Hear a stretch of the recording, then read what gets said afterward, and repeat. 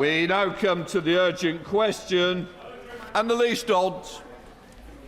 To ask the Foreign Secretary if she will make a statement on the UK's activities to promote the protection of civilians following a reported massacre at Al Fashir's Saudi maternity hospital.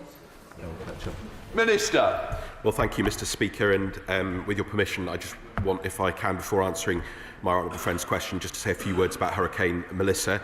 It's currently a Category 1 or 2 hurricane and is passing through the Bahamas, outer islands, currently impacting our UK overseas territory of the Turks and Caicos Islands, where I've been in touch with the Governor and Premier in the last day. We have deployed response teams to the region and mobilised $2.5 million in emergency humanitarian aid to help Jamaica rebuild in the wake of this disaster. The full scale is, of course, only becoming clear now, and Mr. Speaker, the House, I'm sure, will concur with the words of His Majesty the King and all those who have sent their support and solidarity to all those affected who've lost their lives, not just in Jamaica, but in Haiti and other countries across the region. But the Right Honourable Lady is absolutely right to ask this question. She will know of my keen interest in this issue of many years, including my past career working with Oxfam in her own constituency on these issues, and indeed with our late close friend Joe Cox, worked on past atrocities and appalling situations in this history of conflict in Sudan. And the reports of mass atrocities against civilians and the forced displacement caused by the RSF advances in Al Fashir are both horrifying and deeply alarming. The scale of suffering is unconscionable, often based on ethnicity, women and girls facing widespread sexual and gender-based violence, and there is evidence mounting of defenceless civilians being executed and tortured, and indeed aid workers also being targeted as they try to reach the most vulnerable communities facing famine. As the United Nations Security Council penholder, we have called an emergency council session later today to continue to maintain the spotlight on this situation and to build pressure on the RSF to de-escalate in line with UN Security Council Resolution 2736. Yesterday, the Foreign Secretary issued a statement condemning the killing of aid workers, including reports of executions in the Saudi maternity hospital, which of course was one of the last functioning facilities in Al Fashir. And this followed her statement on the 27th of October, which called on the RSF to protect civilians and urgently facilitate safe, rapid and unimpeded humanitarian access. As the third largest donor, we are mobilising 23 million of the 120 million announced in April to support the emergency humanitarian response in North Darfur, and this will support the delivery of life-saving food and health assistance, as well as support to those facing sexual violence through partners such as the ICRC, Sudan Humanitarian Fund and Cash Consortium Sudan. And as the Foreign Secretary said, the RSF leadership are responsible for the actions of their forces. All parties to the conflict must urgently act to protect civilians and facilitate safe, rapid and unimpeded humanitarian access. And I can confirm that our special representative has contacted and been in contact with the RSF and TASIS to press for restraint, respect for international humanitarian law, and indeed is pressing for a call with Hemeti now. Anneliese. Thank you, Mr. Speaker. I'm very grateful to you for granting this urgent question. The scale of suffering in Sudan's war on civilians is almost impossible to comprehend, as my right honourable friend said. A population the size of Australia's living in acute hunger, a population the size of London's forced to flee their homes, consistent reports of conflict-related sexual violence and consistent warnings that if the international community did not act, we would see effectively a slow-motion Srebrenica. And my right honourable friend set out those reports yesterday evening of what may have happened at Al Fashir's maternity hospital. The idea that 460 people could have been slaughtered in a maternity hospital, patients, their companions and medical staff, is surely, must be, a turning point in this war, and the international community's focus on it. So very quickly, can I ask my honourable friend, he talked about the Special Representative's contact, but what specific conversations have the Foreign Secretary and ministers had with their counterparts, particularly in the Quad countries? The United States, which said it wanted to take a leadership position on these issues, also Saudi Arabia, Egypt and of course the UAE, on the issue of civilian protection. Secondly, I was very pleased to hear that an emergency session has been called. What will the UK government be specifically pressing at that emergency session for other countries in the UN to commit to? Thirdly, is the government confident that the arms control export regime will be held to and has been held to and been robust in this case, given recent reports. What is the government's assessment of claims that Fashir appears to be the start of a systematic and intentional process of ethnic cleansing of Fur, Zagawa and Berti indigenous communities through forced displacement and summary execution? And finally, Mr Speaker, what is the government doing to prevent what happened and is happening in Fashir from also happening in Tawila, to where so many thousands of terrified civilians have fled? Minister. Well, Mr Speaker, I share her outrage and horror at the reports that we're receiving, and indeed our repeated calls for restraint on all sides in this conflict have been consistent. We have shown leadership as the UN penholder, as one of the largest donors, and of course our work with other partners, including in the Quad, and of course the work of our special representative. And I know that she also reflects the concerns of many Sudanese living in the United Kingdom as well, including in my own constituency, and indeed many honourable and right honourable members across this House at what is happening there. She asked some very specific questions. We are of course in regular contact with our partners in the Quad, and obviously engage with all of the countries on a regular basis, both at ministerial and official level, and senior officials are speaking on an ongoing basis, including the special representative asking all parties to show restraint and refrain from activity that prolongs the conflict. She asked about the situation in Tawila. Absolutely, we want to make sure that people are supported, particularly if they have fled. And of course, as I said, we've mobilised 23 million to support the emergency humanitarian response, and I'm very happy to come back to her with further details. She asked about the position that we will take at the Security Council. It will be very much in line with the position that we have taken throughout, which is to call for an immediate end to this violence, to ensure that international humanitarian law is respected and upheld, that sexual violence is brought to an end, and that we protect civilians in line with international law. And of course, it is also crucial that we continue to support efforts for accountability for any of these atrocities, and particularly as evidence emerges. And we support the Centre for Information Resilience, NGOs looking to collate evidence of atrocities, and we will not rest until all evidence has been collated and that action is taken to hold people accountable. Of course, we recently supported lobbying efforts to secure the mandate renewal of the UN fact-finding mission at the UN Human Rights Council on the 6th of October for the third year running, and that is the only UN mechanism investigating human rights violations and abuses in Sudan. But of course, Mr Speaker, as members will be aware, it's not been allowed access by either side in this conflict, and therefore the situation to establish what is happening is incredibly difficult. But we are looking very carefully at all of the evidence. She asks about the importance of our export control regime. I absolutely can confirm that we continue to emphasise to all parties the importance from refraining from actions that prolong the conflict, and indeed we want to see people come to negotiating table to seek a political resolution, and we take very seriously any allegations that any equipment may have been transferred to Sudan in breach of any of our arms embargoes or conditions. And I can assure her that I'm in contact with our officials on these matters. We must absolutely ensure that nothing is getting in which can facilitate these horrific scenes. But what I will say is that we share her horror. We will continue to play a leading role, including at the United Nations Security Council later today. Willie Morton, Shadow Minister. Thank you, Mr Speaker. And if I may, I'd like to just start by thanking the Minister for his update on Hurricane Melissa, and on behalf of His Majesty's official opposition, we add our thoughts and solidarity for all those affected at this time. But I am grateful to you, Mr Speaker, for granting this urgent question today, and to the Right Honourable Member for raising this matter too, because reports of a massacre at Fashir's Saudi maternity hospital are really quite appalling. The deliberate targeting of civilians, including women and newborns, is a disgrace. And these latest atrocities underline the urgent need for renewed international resolve to protect civilians and ensure accountability for those responsible.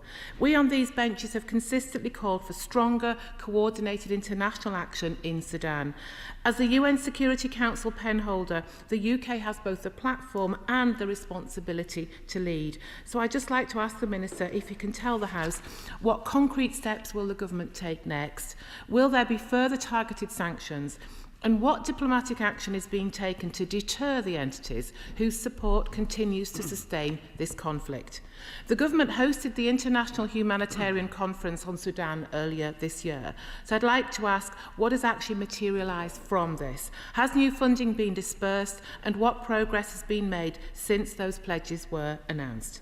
Mr. Speaker, the collection and preservation of evidence is vital if perpetrators of these terrible crimes are to face justice.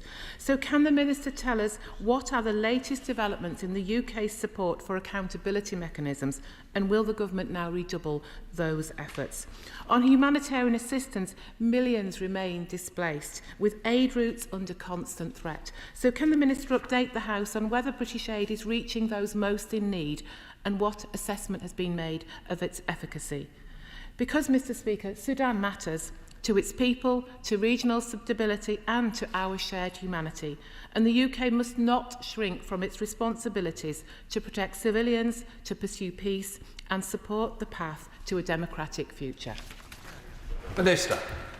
Well, Mr. Speaker, I would associate myself with the comments of the Shadow Minister in terms of her horror and concern about this situation, and I think this is shared across the House. She asked about our work at the United Nations, and absolutely, as I said to my honourable friends, we will be using the session today to recall for all parties to adhere to their obligations under international law, and that the perpetrators of crimes must be held accountable. We need to see an end to this violence, and these latest reports are simply shocking and horrific. And she asked about diplomatic action. As I've said, we're in close contact with members of the Quad and indeed all others, and particularly given our role as the pen holder at the Security Council, and I'm happy to update her on that in due course. She asked about sanctions. She will know that we don't comment on future designations, but I can absolutely assure her that we keep these matters under close review. She asked about the humanitarian response. Indeed, our assistance is aimed at supporting 650,000 people. We are the third largest donor, and to over 2.5 million people in Sudan have benefited from UK aid since the outbreak of the conflict in 2023, both the actions taken under her government and ours since the election. And indeed, we've continued to use every forum we can to act. During the United Nations General Assembly session, Baroness Chapman, the Minister for Africa in the other place, co-hosted a high-level event with Liberia and the Netherlands, particularly on the issues, and condemned the party's disregard for international law and urgent accountability, which was the last issue she raised. I want to assure her this is absolutely central to what we are doing, and again the support that we provide to different organisations, as well as of course our long-standing support for the ICC and other organisations bringing all those responsible for atrocities to justice is absolutely clear. And actually, in relation to previous phases of this terrible conflict, the first prosecutions actually, or first convictions, have taken place at the ICC in relation to activities in Darfur in earlier phases of the conflict. Sarah Owen. Thank you, Mr. Speaker. The massacre of civilians at Fashir Maternity Hospital is just the latest in a series of atrocities in Sudan. 1.2 million pregnant and breastfeeding women face famine and malnutrition. Sexual violence is widespread, and the RSF is using rape as a weapon of war, a blatant violation of international law. What assurances can the Minister give that the UK is acting to alleviate this humanitarian disaster, and can he assure the House that there is no risk of UK manufactured arms being used by the RSF? Well, thank you, Mr. Speaker, and can I thank my honourable friend for her question. She rightly raises the horrific reports of sexual violence and gender-based violence in this conflict, and we are providing specific support on this through our Women's Integrated Sexual Health Programme, and also that diplomatic action I mentioned in relation to my colleague Baroness Chapman and others, and we're also looking at new programmes where we can support women-led organisations in responding to the atrocities that have been going on. And as I said, also that accountability is going to be key. She asked about the arms control regime. I can absolutely assure her we keep these matters under close review and take any allegations incredibly seriously. Callum Miller, Liberal Democrat spokesperson. Thank you, Mr. Speaker. I'd like to begin by, on behalf of my party, associating ourselves with the remarks about Hurricane Melissa and wishing those on the island of Jamaica all of our best wishes at this very difficult time. I'm grateful to my honourable friend for Oxford East for raising the question, to you for granting it, Mr. Speaker. As everyone has stated, the reports of the massacre of civilians by the RSF in Fashir are truly horrific. Yet the tragedy is that the international community was warned, and that there has been a pattern of these terrible atrocities by the RSF. So the question for the Minister today is, has the UK done enough? On the 26th of June, the Prime Minister said that we do not spend enough time on Sudan in this House. That may be because the Minister for Africa sits in the other place. But when the Lord Purvis asked Baroness Chapman on the 17th of July about the UK's work to enforce UN Security Council Resolution 2736 on the protection of civilians in El Fashir, Baroness Chapman said, and I quote, "I often find myself asking what is the point of any of these declarations." So I asked the Minister, is he equally defeatist about the UK's role as a penholder at the UN? Or will the UK use its position today to press for a Sudan-wide arms embargo? And turning to the role of UK weapons in the conflict, which has been widely reported, will the Minister today ban arms sales to the UAE until it is confirmed that the UAE is not using British weapons to arm the RSF? Minister. Well, Mr. Speaker, the honourable gentleman raised important issues, and I know of his sincerity on these issues, given his past career and having worked with him on these matters in the past. I would say that ultimately the parties to the conflict are responsible, and we've been very, very clear about that. And of course, anybody responsible, if these allegations indeed turn out to be true, must be held accountable, and we won't rest until that is done in both our role in the United Nations and in relation to supporting accountability for any atrocities that have been committed. We, of course, engage on a very, very close basis. It's not just about the statements, it's about that direct contact of our Special Representative, Richard Crowder, the team in Addis, who are in direct contact with the parties. It is about that direct contact with other members of the Quad. It is about the role we can have on galvanising international attention on this issue, which I agree has not received as much attention as it should for a very, very long time. And I've always been very, very clear about that. And of course, we are having a direct impact by the aid and support that we provide, particularly on those issues related to the impact on women and girls, which is so horrific. He asked about arms exports. I can absolutely assure him that we have one of the tightest and most restricted arms export control regimes in the world. We constantly keep these matters under review. I can assure him that I am in regular contact with officials on these matters, and of course we will take any allegations very, very seriously in those matters. Marcus Campbell-Sabers. Thank you, Mr. Speaker. I'd like to give the Minister an opportunity to be as robust on this issue of arms exports as possible. Does the Government consider the reports that the UK military equipment exported to UAE and found on the battlefield are credible? Have the UAE been challenged on this? Are the relevant export licences under review? And if needed, will we cancel them?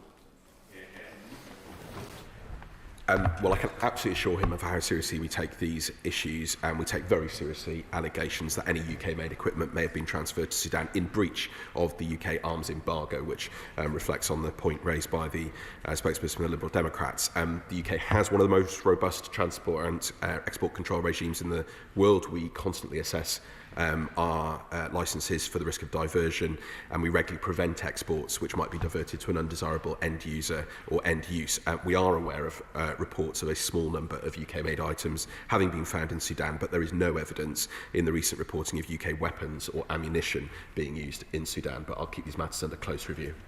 David Mundell. Thank you, Mr. Speaker, and I thank you for granting this urgent question, as you have done a number of others. But this important issue should not have to come to the floor of the House by way of urgent questions. The Government must be more proactive. The Minister for Africa gave a commitment to the International Development Committee that it would be in terms of this Parliament, and I hope that that will be honoured.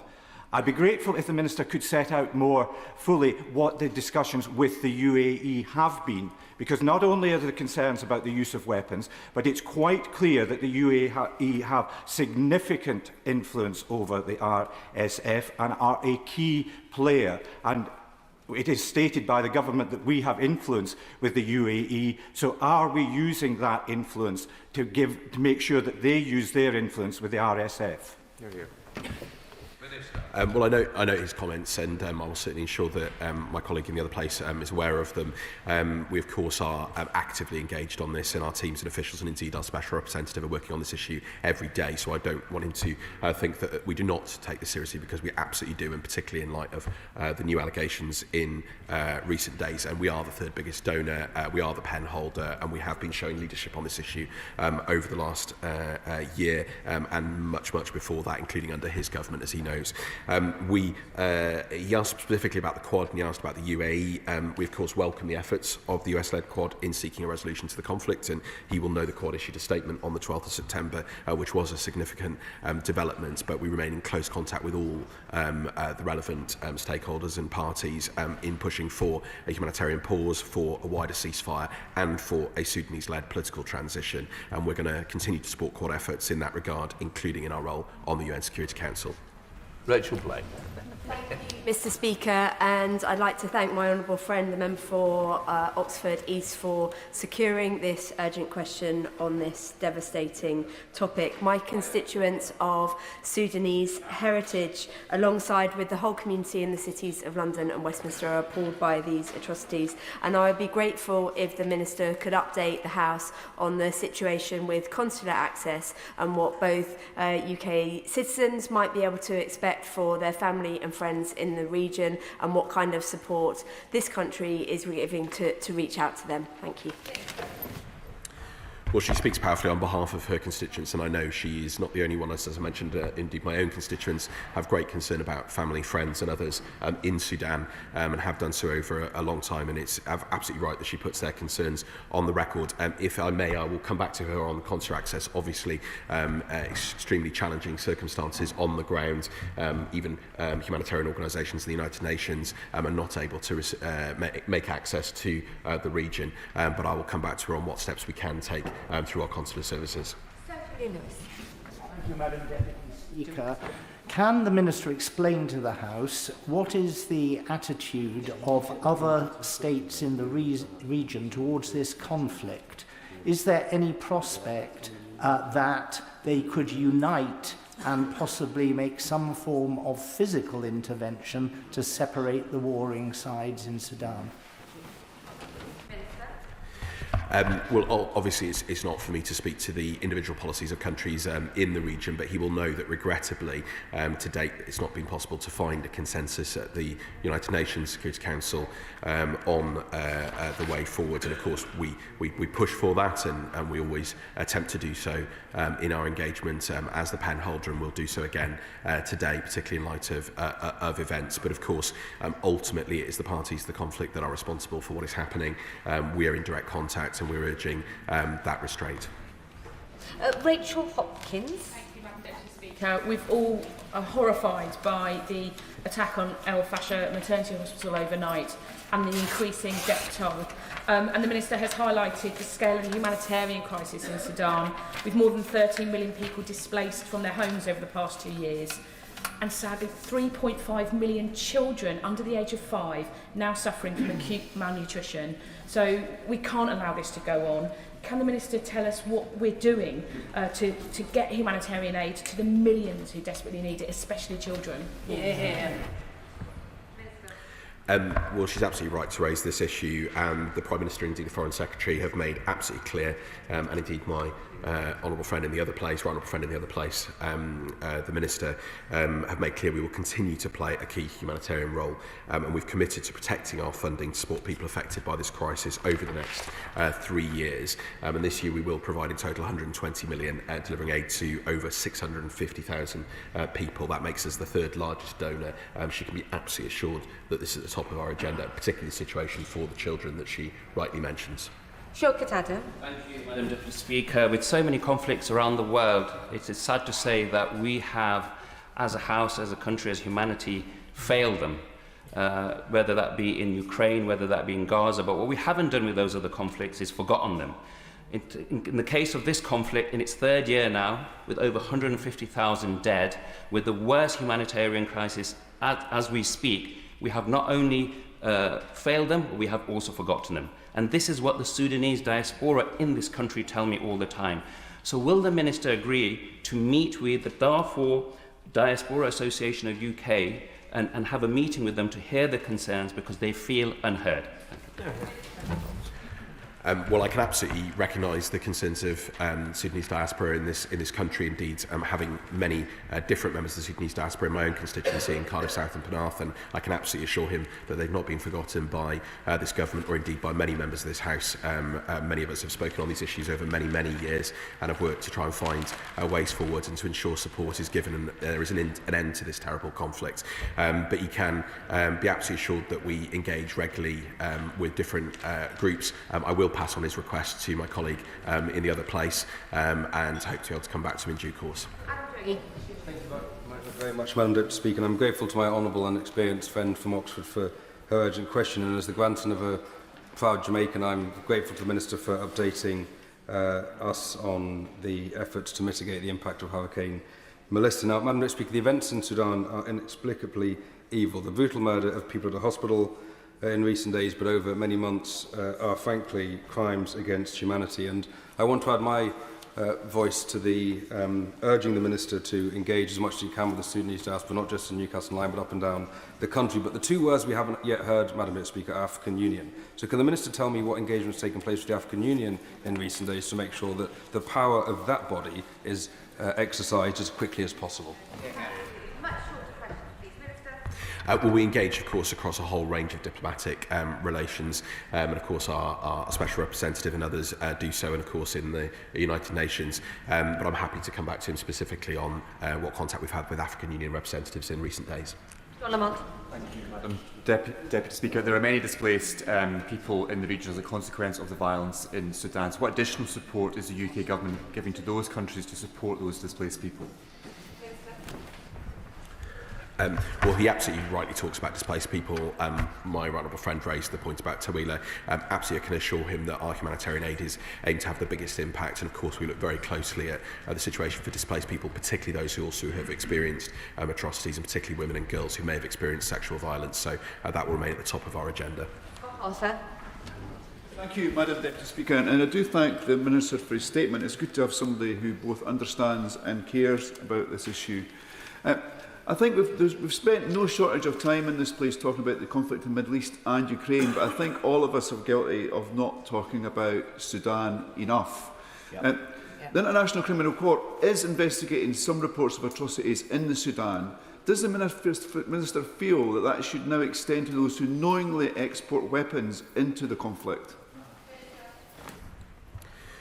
Well, he rightly raised the issue of accountability, and I already referred to the International Criminal Court and our support for their work, and indeed for wider investigations into allegations of atrocities and the work we do supporting NGOs and others. And I must also highlight the work of the media in this, and particularly the BBC and other media organisations in their investigations. As I said, we keep our export licences under close review, and we take allegations made very, very seriously, and I can absolutely assure him of speaking to officials on these matters.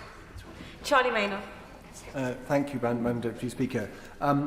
Two questions for the Minister. So, given that it's been widely reported in the press that the UAE is arming the RSF, does the Minister have a view on 2 points? One, if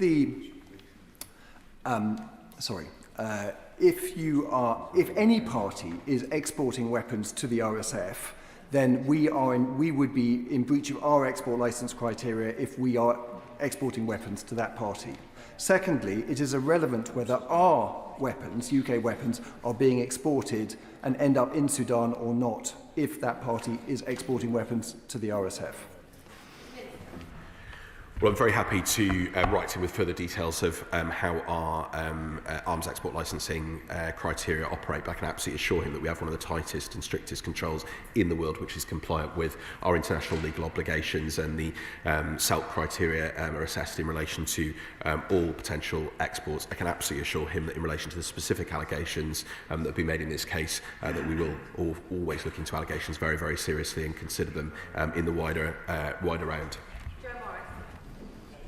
Speaker, and can I associate myself with the comments made by colleagues about the barbarity of the events that we're seeing in Sudan. But can I just ask that in addition to providing support to ensure civilians are protected, that we're also providing support to ensure that any crimes being committed are being properly memorialised so that those responsible can be properly held to account in the future? Well, I absolutely agree with him, and as I said, we fund the Centre for Information Resilience. It's an NGO looking at collating the evidence on these crimes. Also, of course, look at all evidence that's been provided. It is incredibly difficult.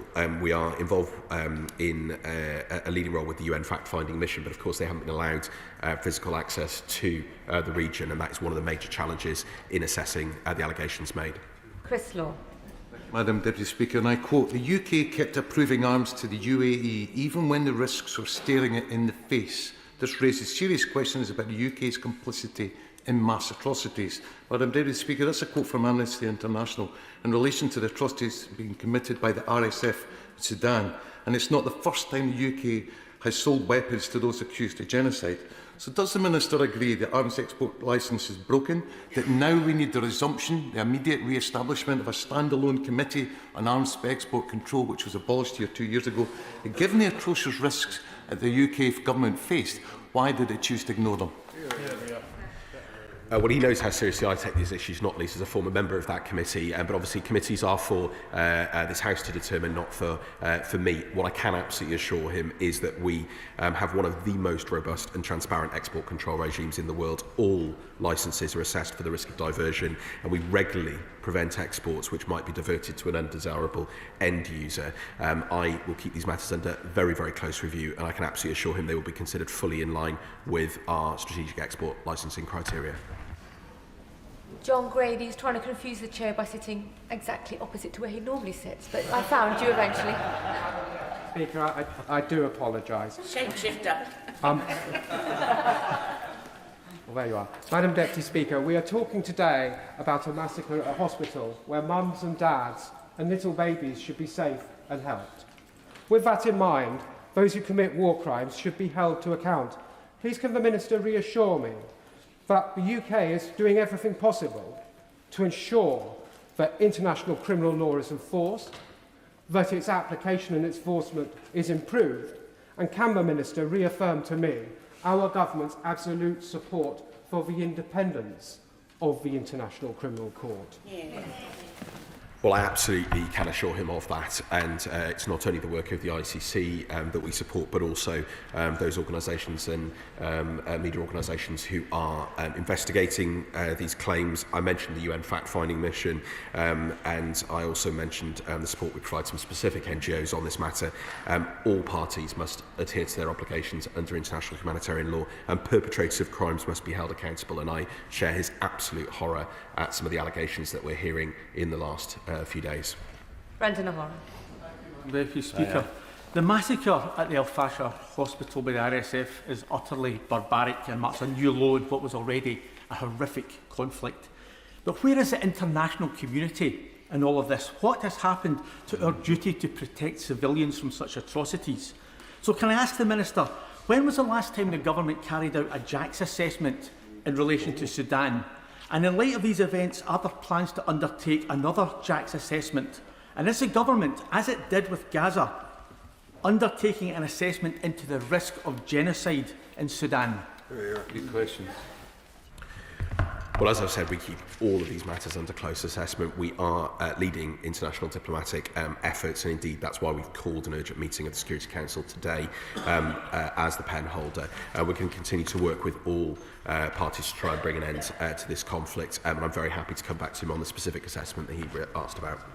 Alice MacDonald. Thank you very much, Madam Deputy Speaker. It is undeniable that what is happening in Sudan is a war on women, with rape and brutal sexual violence happening. November marks the 25th anniversary of UN Resolution 1325 on women, peace and security, which member states committed to protect women from conflict-related violence. So can you tell us how we are doing this and how we will use this moment in November to make sure that we do stand with women and girls in Sudan and beyond? Well, I completely associate myself with her comments and her expectations, and I can absolutely assure her that this remains the heart not only of our work on holding individuals responsible, our work also to bring this conflict to an end, but also in the specific support we're providing through our programming for survivors of sexual and gender-based violence. And some of the reports that we're receiving from recent days are absolutely horrific. They must end. Jim Shannon. Thank you, Madam Deputy Speaker. Can I thank the Minister very much for his well-chosen words? The Honourable Lady who introduced it, thank her for it. Other MPs and myself have long been highlighting atrocities taking place in Sudan. Stomach-churning terrorist attacks, rapes, murders taking place daily. It grieves me greatly, and I know it grieves this House greatly. In particular, can I underline the issue for Christians who are particularly targeted in Sudan? The latest attack is yet another whereby the detail makes me feel sick to my stomach, and yet this is simply an extension of the evil the world have turned a blind eye to thus far. I know the Minister's honest, so what more will government do to deliver the right help and step up and step in for the people of that devastation in Sudan? Thank you. Well, he rightly raises the very many atrocities that have taken place in Sudan on the basis of people's religion, ethnic grouping and other minority status, and I share his absolute revulsion at some of the recent allegations, and he can be absolutely assured that whether it's through our work at the United Nations later on today, whether it's our work in the programming that we provide, or whether it's in that support for holding the perpetrators to account, this will remain at the top of our agenda. Pakistan. Patricia. My apologies, Madam Deputy Speaker, and may I congratulate my honourable friend from Oxford East for securing today's question.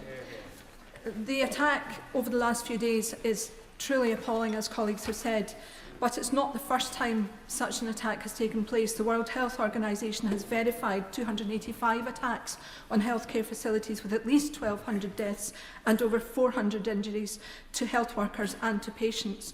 So can the Minister explain what more can be done to make sure that the RSF understands that hospitals and healthcare facilities should not be targeted in the way that they are doing, and that the sanctity of life has to be considered when civilian populations are concerned? Minister. Well, Madam Deputy Speaker, I've always been very clear that aid workers must never be targets, and the shocking deaths in recent days of aid volunteers and others, I think, have horrified the whole world. And she can be absolutely assured that in our contact directly with the RSF and indeed with all the parties to the conflict, we regularly raise the protection of humanitarian workers and, most importantly, for a need for an end to this horrific conflict. Final backbench contribution, Mark Stewart. Thank you, Madam Deputy Speaker. 3 days ago, the UN High Commissioner for Human Rights stated that member states with influence must act urgently to prevent large-scale atrocities by the RSF and allied fighters. The atrocities have happened. 460 people have died in a maternity hospital. Can I ask the Minister, what has the UK done since that statement was made, in conjunction with the Quad, in conjunction with the African Union, to try and help those people trapped in El Fasher? And while I know he can't comment on future additional sanctions, will he consider them at least, additional sanctions or travel bans for RSF leaders and their regional backers? Well, as he knows, we keep sanctions under regular review, but he asks that important question about what we've been doing diplomatically. I mentioned what we will do later on today at the United Nations. I can also confirm to him that the Foreign Secretary spoke with Abdullah bin Zayed Al Nahyan in the UAE. The National Security Advisor has spoken with US Africa Special Advisor Boulos. We're regularly in contact with other members of the Quad. We speak to the African Union very, very regularly and indeed host an event with them at the United Nations. And I can absolutely assure him that we will use every diplomatic lever, every contact we can to try and bring an end to this terrible conflict, not just in light of the atrocities in the last few days, but in light of all of the loss of life and violence that we've seen over the past years. That is the end of the urgent question on Sudan. I'll give the front bench a moment or two to shuffle over.